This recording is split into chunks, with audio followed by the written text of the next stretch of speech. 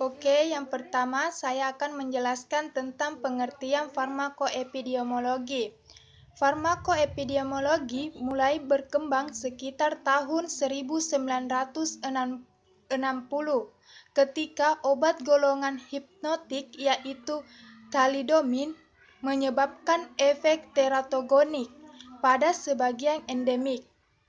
Efek berawal dari kejadian tersebut dibentuk suatu studi untuk mengetahui hubungan antara obat dengan pengaruh klinisnya agar dapat menghindari efek samping yang merugikan, sehingga menginisiasi beberapa negara Eropa untuk membentuk suatu badan yaitu International Society for Pharmacoepidemiology atau ISPI tahun 1989. Menurut Brian L. Strom, farmakoepidemiologi dapat diartikan sebagai suatu studi yang mempelajari manfaat serta efek dari suatu obat pada populasi. Farmakoepidemiologi terdiri dari beberapa kata, yaitu farmakon, epi, demos, dan logos, yang berarti ilmu yang mempelajari mengenai efek suatu obat terhadap suatu populasi. Farmakoepidemiologi bisa dibilang jembatan yang menghubungkan farmakologi klinik dan epidemiologi. Yang kedua, saya akan menjelaskan tentang hubungan farmakoepidemiologi dengan farmakoklinik. Farmakoepidemiologi mempunyai hubungan dengan farmakologi klinis, di mana farmakoepidemiologi adalah studi cabang ilmu yang menghubungkan disiplin ilmu epidemiologi dan farmasi klinik bertujuan untuk mendalami efek suatu obat terhadap suatu populasi. Dengan bantuan farmakologi klinik, maka kekeliruan dalam mengambil keputusan terdapat atau dapat diminimalisir, atau setiap tahun banyak orang meninggal, salah satunya pasien di rumah sakit, akibat efek samping obat, padahal telah diupayakan untuk menghindari efek samping obat yang tidak diinginkan. Untuk menghindari kejadian tersebut, dikembangkan suatu ilmu yang menghubungkan penggunaan obat dengan pengaruh klinisnya pada suatu populasi. Disitulah ilmu tersebut dinamakan dengan farmakoepidemiologi.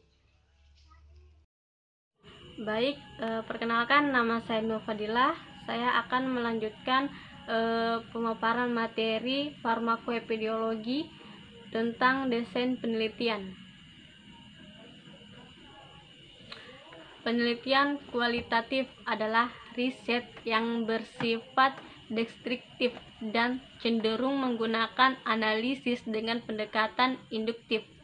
Proses dan makna perspektif subjek lebih ditonjolkan dalam penelitian kualitatif terhadap perbedaan mendasar antara para landasan teori dalam penelitian kuantitatif dengan penelitian kualitatif.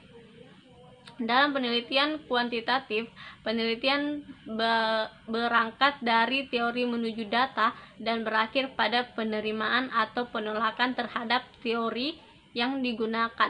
Sedangkan dalam penelitian kualitatif, penelitian bertolak dari data, memanfaatkan teori yang ada sebagai bahan penjelas, dan berakhir dengan suatu teori.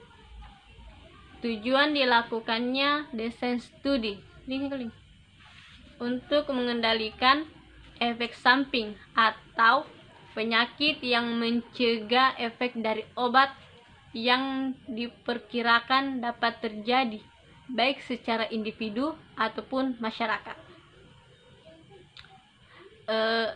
Di sini jenis-jenis desain studi. Desain studi observasi deskriptif dan desain studi observasi analitik.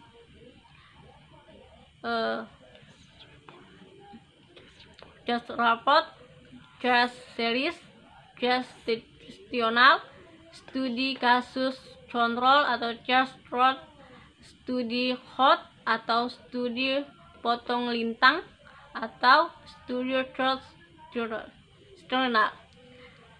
Terima kasih. Baiklah, di sini saya akan melanjutkan materi mengenai farmakoepidemiologi, yaitu tentang studi kasus epidemiologi deskriptif kejadian pneumonia pada balita di wilayah Puskesmas Lengansari 2, Kota Banjar, Jawa Barat tahun 2017, di mana pneumonia merupakan infeksi akut yang mengenai jaringan paru-paru atau alveolus yang dapat disebabkan oleh berbagai mikroorganisme seperti virus, jamur, bakteri, pajanan, atau bahan kimia, atau kerusakan fisik dari paru-paru maupun pengaruh tidak langsung dari penyakit lain. Virus yang biasanya menyebabkan pneumonia adalah adenovirus, rhinovirus, influenza, virus respiratory syncytial virus atau resif, dan parainfluenza virus. Sedangkan bakteri yang biasanya menyebabkan pneumonia yaitu Streptococcus dan Mycoplasma pneumonia. Gejala yang tampak pada penderita pneumonia yaitu panas tinggi disertai batuk berdahak, nafas cepat dengan frekuensi nafas lebih dari 60 kali pada anak usia di bawah 2 bulan, lebih dari 50 kali per menit pada anak usia 2-11 bulan. Sedangkan di atas dari 40 kali itu pada anak usia 12-5 tahun. Sesak dan gejala lainnya seperti sakit kepala, gelisah, nafsu makan berkurang pada bayi. Biasanya gejala ini tidak disertai dengan batuk pneumonia. Pneumonia merupakan salah satu penyebab tertinggi kematian balita di dunia maupun di Indonesia. Adapun menurut UNICEF pada tahun 2013, pneumonia membunuh lebih dari 3.000 anak balita setiap harinya di tahun 2012, yang berarti pneumonia adalah pembunuh terbesar balita dan merupakan penyebab kematian utama penyakit infeksi pada penderita pneumonia juga. Tercatat penyumbang 17% dari seluruh kematian balita. Sebagian di antaranya kurang dari 2 tahun.